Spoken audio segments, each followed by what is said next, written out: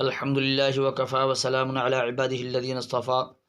سامعین کرام، جیسا کہ آپ جانتے ہیں کہ ہر کوئی اپنے آپ کو حق پر ظاہر کرتا ہے اور اپنے آپ کو حق پر ہی بتلایا کرتا ہے اور اس کے لیے دلائل دیتا ہے اور بہت ساری باتیں کیا کرتا ہے کہ ہم حق پر ہیں، اہل حق ہیں۔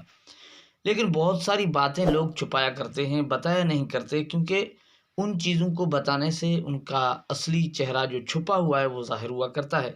ایسے ہی ایک شخص ہیں جو اپنے آپ کو حق پر ہونے کی بات کر رہے ہیں، اپنے آپ کو حق پر ہونا ظاہر کر رہے ہیں، لیکن وہ بھی حضرت بہت ساری باتیں چھپا رہے ہیں۔ تو وہ جو چھپی ہوئی باتیں ہیں وہ ہم آپ کے پاس سامنے لائیں گے انشاءاللہ۔ آپ کو سمجھ میں آئے گا کہ کیا کیا لوگ چھپایا کرتے ہیں۔ اہل حدیث کہتے کس کو ہیں، پہلے یہ فیصلہ کر لیں، پھر سوال آسان ہو جائے گا۔ قرآن کو اللہ نے حدیث کہا ہے، فَبِأَيِّ حَدِيثٍ بَعْدَهُ يُؤْمِنُونَ۔ قرآن بھی حدیث ہے اور احادیث رسول اللہ صلی اللہ علیہ وسلم بھی حدیث ہے۔ تو قرآن اور حدیث کو ماننے والے کو کیا کہتے ہیں؟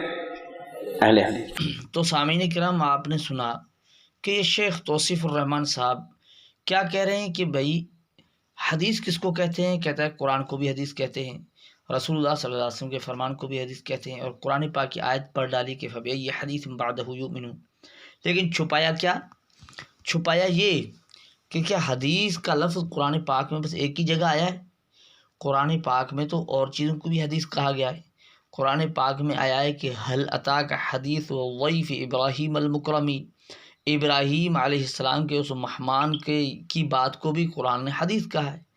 هَلْ أَتَاكَ حَدِيثُ مُوسَىٰ، حضرت موسیٰ علیہ السلام کی بات کو بھی حدیث کہا گیا ہے۔ هَلْ أَتَاكَ حَدِيثُ الْجُنُودِ، فرعون و ثمود، لشکروں کی بات کو، فرعون و ثمود کی بات کو بھی حدیث کہا گیا ہے۔ جیسے هَلْ أَتَاكَ حَدِيثُ الْغَاشِيَةِ۔ تو یہ ساری باتیں جو قرآن میں لکھی ہوئی ہیں تو شیخ صاحب نے چھپائی کیوں ہیں؟ وہ کیوں نہیں بتائیں کہ حدیث کا لفظ کسی ایک چیز کے لیے نہیں آیا ہے، لیکن حدیث کا مفہوم کیا ہے اس کے لیے تو ظاہری بات ہے علماء کی بات کو ماننا پڑتا ہے، وہاں تقلید کرنی پڑتی ہے۔ یہ تو چیز ان حضرات کو بتانی نہیں ہے، یہی تو چھپانی ہے۔ لیکن پھر ہم سنتے ہیں آگے کہ اور جگہ یہ شیخ صاحب کیا فرماتے ہیں، ذرا اس چیز کو بھی سن لیتے ہیں۔ اس وقت پھر صحابہ کا آخری دور تھا، تابعین کا ابتدائی دور تھا، وہاں پہ اہل سنت والجماعت کا نام تابعین کے دور میں متعارف ہوا، جو اصل نام نہیں، اصل نام مسلم ہے۔ تو سامعین، آپ نے سماعت فرمایا کہ جناب کہہ رہے ہیں کہ صحابہ کے آخری دور کے اندر اور تابعین کے ابتدائی دور کے اندر یہ اہل سنت والجماعت کا نام متعارف کرایا گیا، یعنی اس سے پہلے تھا ہی نہیں۔ حالانکہ احادیث کے اندر سنت کا حکم دیا گیا ہے، سنت کو اپنانے کا، کہ علیکم بسنتی، میری سنت پر چلو، یعنی اہل سنت بننے کا کہا گیا۔ علیکم بسنتی و سنت الخلفاء الراشدین المہدیین احادیث کے اندر موجود ہے، اور جگہ بھی سنت کا کہا گیا ہے کہ سنت کو لازم پکڑو، یہ چیزیں تاکیداً کہی گئی ہیں۔ لیکن یہ حضرت یوں فرما رہے ہیں، لیکن ہم اس چیز کو ایک اور انداز سے دیکھ لیتے ہیں۔ وہ ایک ہم دیکھتے ہیں کہ یہ اہل سنت والجماعت کا لفظ کیا رسول اللہ صلی اللہ علیہ وسلم کے دور میں تھا، یا واقعتاً یہ حضرت جس طرح فرما رہے ہیں کہ صحابہ کے دور کے آخر میں اور تابعین کے دور کی ابتدا میں یہ لفظ متعارف ہوا، یہ ٹھیک فرماتے ہیں یا چھپاتے ہیں؟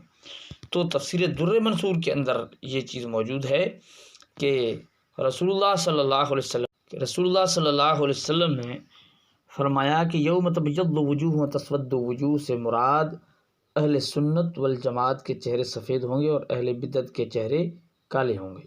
یہ سورہ آل عمران کی آیت یوم تبیض وجوہ و تسود وجوہ کی تفسیر ہے، در منصور کے اندر موجود ہے۔ اور روایت میں نقل کی گئی کہ رسول اللہ صلی اللہ علیہ وسلم نے فرمایا کہ یوم تبیض وجوہ و تسود وجوہ، یہ رسول اللہ صلی اللہ علیہ وسلم نے پڑھی اور فرمایا اہل سنت یعنی اہل جماعت اور اہل سنت والوں کے چہرے سفید ہوں گے۔